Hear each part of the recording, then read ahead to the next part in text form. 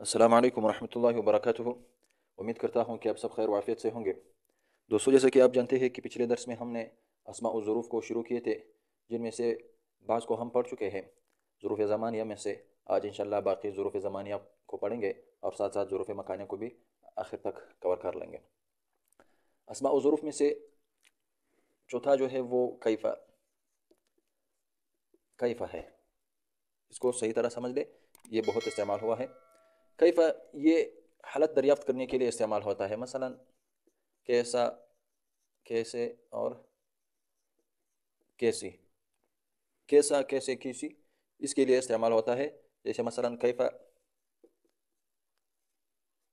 हालुक, तुम्हारा हाल कैसा है, तुम्हारा हाल कैसा है। तो किसी चीज़ की हालत दरियाफ्त करने के लिए कलाम अरब में कैफ़ा इस्तेमाल होता है। ये तो इसका माना हो गया। इसकी तरकीबी हालत क्या है? तरकीबी हालत कैफ़ा दो किस्म पर है, कैफ़ा इस्तिफ़हामिया इस्तिफ़हामिया और कैफ़ा शर्तिया। बस शर्तिया आसान है, ये सिर्फ दो जुमलों पर दाखिल होता है जो असल में शर्त और जज़ा होते हैं। ये कैफ़ा इसको शर्तिया कहते हैं। इसके बाद दो जुमले होते हैं और ये कैफ़ा जज़ा के लिए फिर क्या बनेगा? हाल बनेगा। जज़ा के लिए हाल बनेगा। मसलन कैफ़ा तस्ना असना, ये जज़ा है ना, ये इससे ये कैफ़ा जो है इसके लिए हाल बनेगा, जज़ा के लिए हाल है। ये आसान है। कैफ़ा इस्तिफ़हामिया जो है, कैफ़ा इस्तिफ़हामिया ये कभी कलाम अरब में अक्सर जो है हालत दरियाफ्त करने के लिए इस्तेमाल होता है, लेकिन बाज़ अवक़ात किसी और माना के लिए भी इस्तेमाल होता है। मसलन नफ़ी और इनकार के लिए, जैसे कैफ़ तकफ़ुरून बिल्लाहि कुरान मजीद में है। इसी तरह ज़ज्र देने के लिए, तौबीख़ के लिए, जैसे मसलन कैफ़ तकफ़ुरून व अंतुम तुतला अलैकुम आयातुल्लाहि व फ़ीकुम रसूलुहु। इसी तरह और मानी के लिए भी इस्तेमाल होता है, लेकिन अक्सर जो है कैफ़ ये हालत दरियाफ्त करने के लिए कैफ़ इस्तिफ़हाम में इस्तेमाल होता है। अब इसकी तरकीबी हालत क्या है? कैफ़ के बाद अगर फ़ेल ताम हो, कैफ़ के बाद अगर फ़ेल ताम हो तो कैफ़ उसके लिए हाल बनेगा, उसके लिए हाल बनेगा। मसलन जैसे कैफ़ दखलत सफ़, कैफ़ दखलत सफ़, इसके बाद फ़ेल ताम है, ये कैफ़ जो है इससे हाल बनेगा, दखलत के ज़मीर से ये हाल बनेगा। इसी तरह कैफ़ जो है ये ख़बर भी बन सकता है मुब्तदा के लिए, जब इसके बाद इसम हो। यानी अगर ख़बर के बाद इसम हो तो ये उसके लिए क्या बनेगा? ख़बर मुक़द्दम बनेगा, और माबाद इसम जो है वो मुब्तदा मुअख्खर। जैसे कैफ़ कैफ़ हालुक, ये कैफ़ ख़बर मुक़द्दम है और हालुक मुज़ाफ़ इलैहि है, ये मुब्तदा मुअख्खर है। इसी तरह कैफ़ मफ़ऊल बिही भी बन सकता है, जब उसके बाद मुतअद्दी ब दो मफ़ऊल या मुतअद्दी ब से मफ़ऊल, यानी वो फ़ेल जो दो मफ़ऊलों की तरफ मुतअद्दी हो या तीन मफ़ऊलों की तरफ मुतअद्दी हो, इसके लिए ये मफ़ऊल बिही भी बन सकता है, मफ़ऊल बिही मुक़द्दम। मसलन कैफ़ कैफ़ ظननत, कैफ़ ظननत इम्तिहान। तो ये कैफ़ ज़ननत फ़ेल के लिए क्या है? मफ़ऊल बिही मुक़द्दम है, और ये दूसरा मफ़ऊल जो है ये अल इम्तिहान है। इसी तरह इसके बाद है अय्याना। अय्याना ये किसी अज़ीम अमर का वक्त दरियाफ्त करने के लिए आता है, किसी अमर अज़ीम का वक्त दरियाफ्त करने के लिए आता है अय्याना। मसलन अय्याना यौमुद्दीन, अय्याना यौमुद्दीन। तरकीब में यह हमेशा जो है ये बस तरकीब में ख़बर मुक़द्दम है, ख़बर मुक़द्दम, और यौमुद्दीन जो है मुज़ाफ़ मुज़ाफ़ इलैहि है, इसके लिए मुब्तदा मुअख्खर है। तो अय्याना ये किसी अज़ीम अमर का वक्त दरियाफ्त करने के लिए इस्तेमाल होता है, और ये तरकीब में खबर बनेगी, खबर बनेगी चाहे फिर मुक़द्दम हो या मुअख्खर। मता और अय्याना में फ़र्क ये है कि मता माजी और मुस्तकबिल दोनों के लिए आता है, जबकि अय्याना सिर्फ मुस्तकबिल के लिए इस्तेमाल होता है। अय्याना ये सिर्फ मुस्तकबिल के लिए इस्तेमाल होता है, मता जो है माजी मुस्तकबिल दोनों के लिए इस्तेमाल होता है।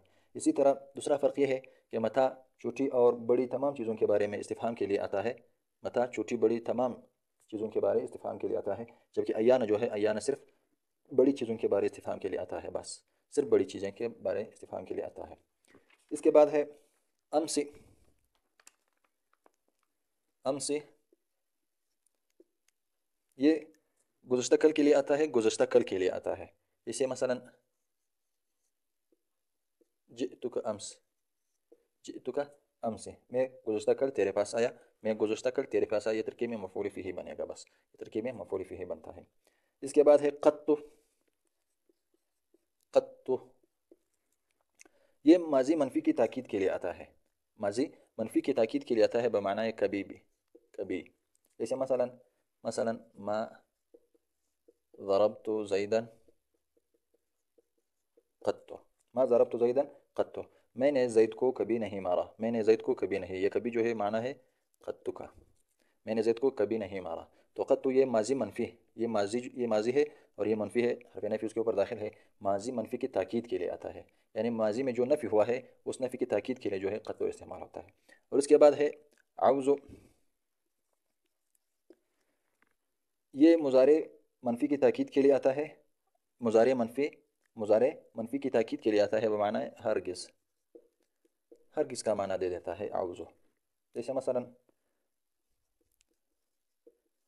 لا اضربه، لا اضربه عوض، میں اس کو ہرگز نہیں ماروں گا. مضارع منفی کی تاکید کے لیے آتا ہے، یعنی مضارع میں جو وہ نفی کرتا ہے نا اس کی تاکید کے لیے جو ہے عوض استعمال ہوتا ہے. میں کبھی اس کو نہیں ماروں گا، میں اس کو ہرگز نہیں ماروں گا. یہ ہرگز جو ہے اس کا ترجمہ ہے عوض کا. میں ہرگز اس کو نہیں ماروں گا، اس کے لیے عوض استعمال ہوتا ہے. اس کے بعد ہے قبل اور بعد. قبل و بعد. قبل و بعد یہ دونوں ہمیشہ مضاف ہوتے ہیں، یہ ہمیشہ مضاف ہوتے ہیں اور ان کی تین حالتیں ہیں. ہمیشہ مضاف ہوتے ہیں اور تین حالتیں ہیں ان کی. پہلی حالت یہ ہے کہ ان کا مضاف الیہ مذکور ہو. مضاف الیہ یعنی جس کی طرف وہ مضاف ہو وہ مضاف الیہ مذکور ہو. جیسے جئت، جئت قبل زید و بعد عمر. جئت قبل زید و بعد عمر، یہ پہلی حالت ہے جب اس کا مضاف الیہ مذکور ہو. دوسری حالت یہ ہے کہ اس کا مضاف الیہ نسیان منسیان محذوف ہو. نسیان منسیان محذوف ہو، یعنی نسیان منسیان کا مطلب یہ ہے کہ نہ لفظوں میں موجود ہو اور نہ نیت میں موجود ہو، یعنی نہ نیت میں اس کا ارادہ کیا ہو بلکہ نسیان منسیان محذوف ہو. جیسے مثلا رب بعد كان خيرا من قبل. رب بعد كان خيرا من قبل، یعنی بہت سے بعد والے اوقات بہتر ہوتے ہیں پہلے والے اوقات سے.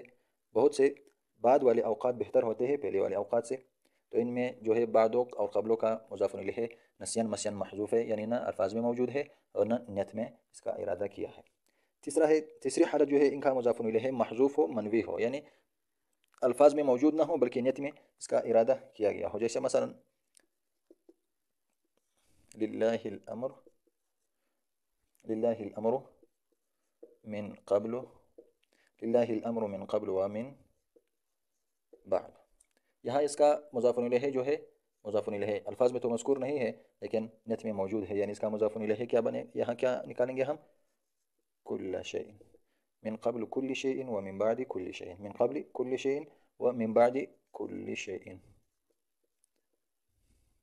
تو اس کا مضاف الیہ جو ہے یہ الفاظ میں موجود نہیں ہے بلکہ نیت میں موجود ہے. تو یہ پہلی دو حالات جو ہے، یہ دو حالات جو ہے جب اس کا مضاف الیہ مذکور ہو یا نسیان منسیان محذوف ہو، ان میں جو ہے یہ معرب ہے اور اس حالت میں جو ہے یہ مبنی ہے. تیسری حالت جو ہے مبنی ہے، یعنی جب اس کا مضاف الیہ جو ہے نیت میں موجود ہو لیکن الفاظ میں موجود نہ ہو، اس حالت میں یہ مبنی ہے. تو یہ ہے قبل اور بعد کی تحقیق. اس کے بعد ہے ظروف مکانیہ. ظروف مکانیہ، ظروف زمانیہ فارغ ہو گئے. ظروف مکانیہ دوسری قسم جو ہے اسماء ظروف کا ظروف مکانیہ. ان میں سے پہلا ہے حیث.